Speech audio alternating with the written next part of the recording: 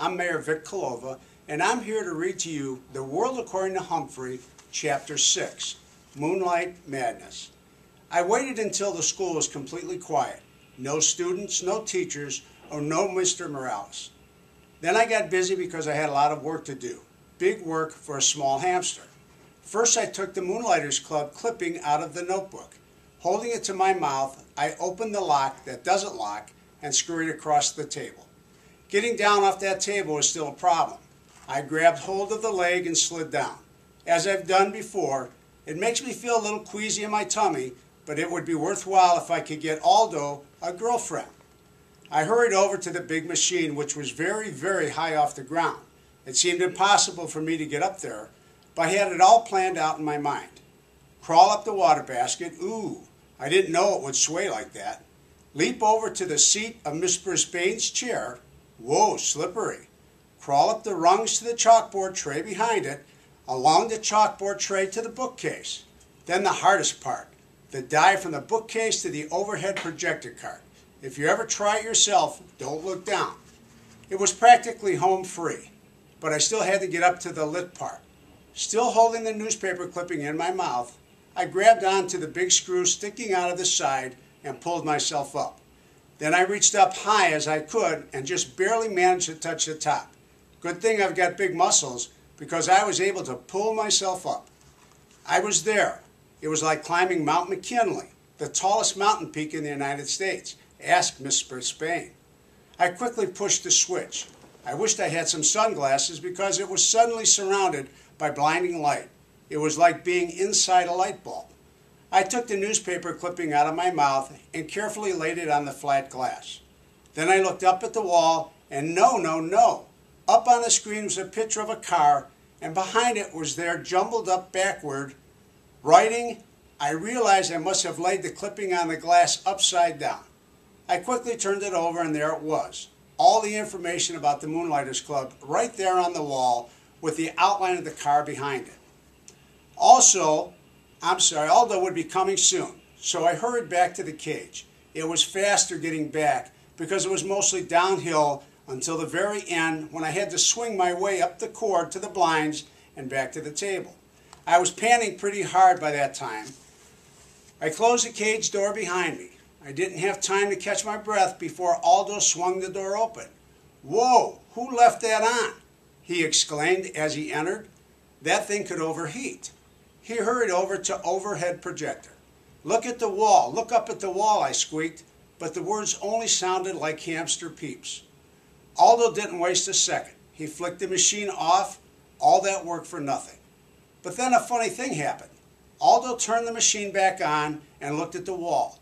What's this, he muttered. Why did Miss Brisbane have this up here? Hey, nice car. He squinted up at the screen. Look, Humphrey, the Moonlighters Club, for people who work at night like me. And me, I thought. I was still quite exhausted from all that effort.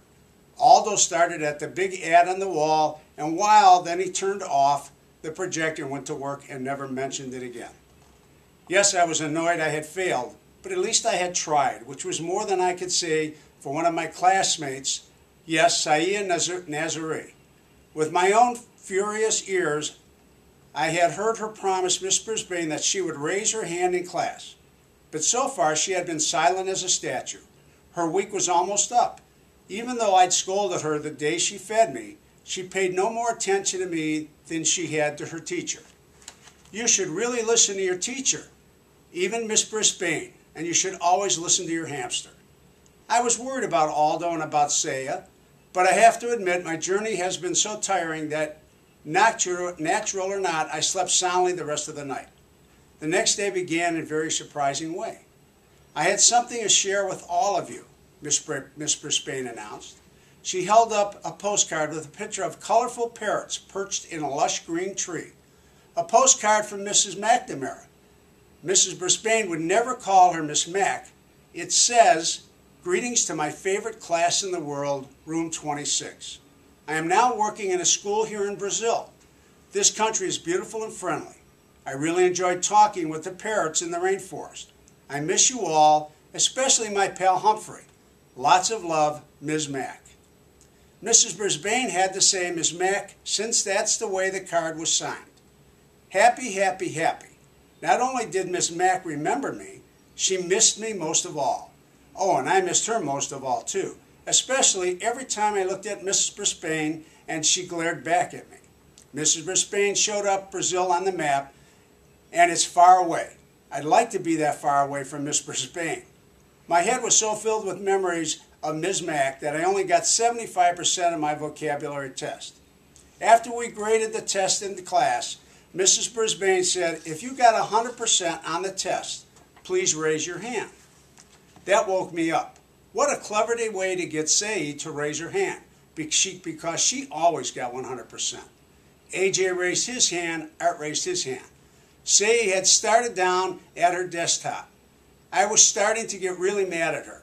When it was time for map work, Mrs. Brisbane clicked on the overhead projector, and there it was. The Moonlighters Club ad right on the wall. Mrs. Brisbane winkled her nose, picked up the paper, and looked at both sides. Then she held up the light, and I think maybe she noticed those little tiny holes my teeth had made when I carried it over there. Mrs. Brisbane looked over at the cage and wrinkled her nose again. Then she crumpled the paper and threw it into the wastebasket. She's smart, but she is also mean. She's not the only one. While she went on with her map work, wait for the bell, Garth Tugwell started making some very rude noises. Mrs. Brisbane didn't even turn around. When someone started giggling, she just said, "Stop giggling, Gail."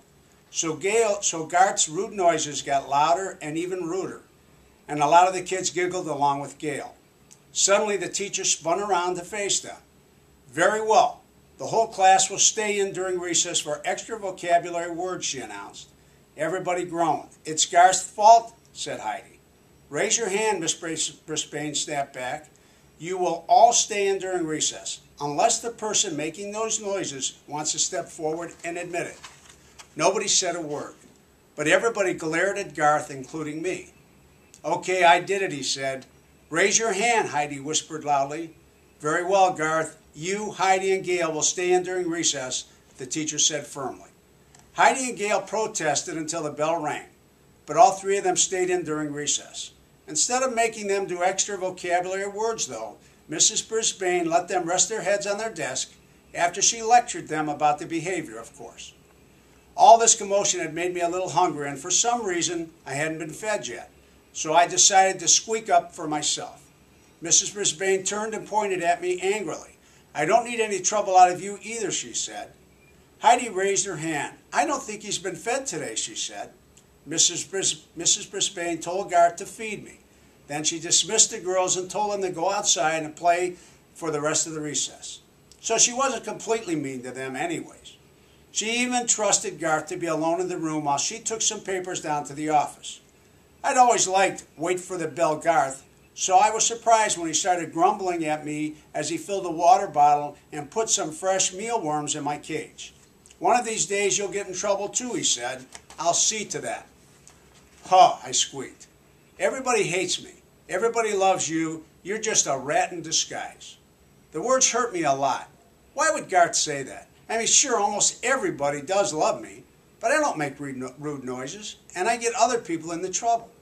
I was still pondering Garth's behavior when my classmates returned to room 26. Mrs. Brisbane must have gotten rested up over the recess because she greeted them with a smile. "I have a surprise for you," she told the kids.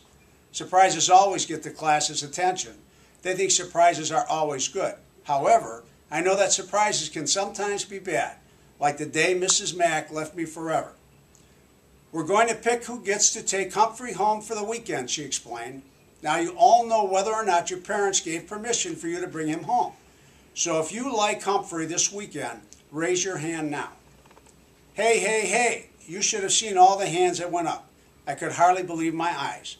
Miranda and Heidi and AJ, and every single hand in the class except for Garth's, even Saya Nazari raised her hand.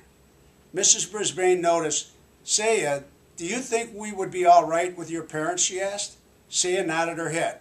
"I can't hear you," said Mrs. Brisbane. "Yes, ma'am," said Saya. It was strange to hear her voice in the classroom. Mrs. Brisbane gave her a note to bring back for her family on Friday. I napped the rest of the afternoon, But whenever I woke up and glanced over at Saya's desk, I saw her doing something I'd never seen before, smiling. Tip 6. You can leave your hamster alone for a day or two.